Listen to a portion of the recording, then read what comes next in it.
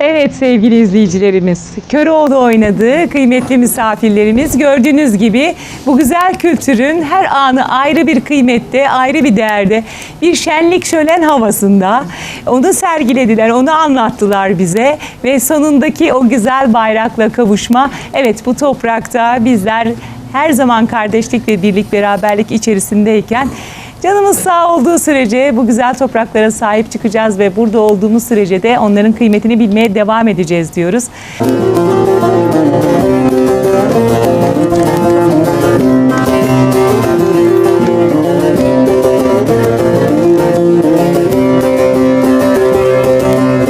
Yayla yollarında yürüyüp gelin, oy gelin, vay gelin.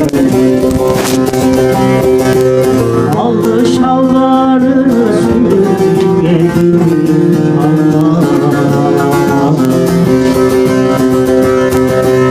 Aldı şalvarını sürdü gelin, Allah. Ürnedim aşkı, buradaymış.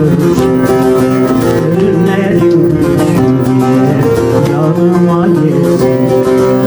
Ürnedim Fatma bile, yalnız yatma.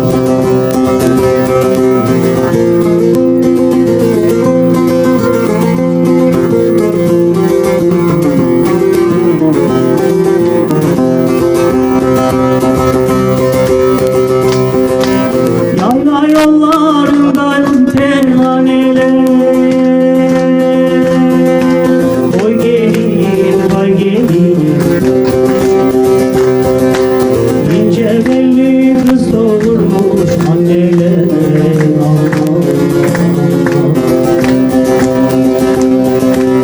İnce belli kız doğurmuş anneler, aman.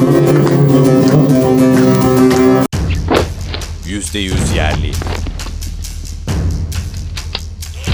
Kaliteli ve dayanıklı. 102 ülke avcı ve atıcısının tercih ettiği marka Hatsan.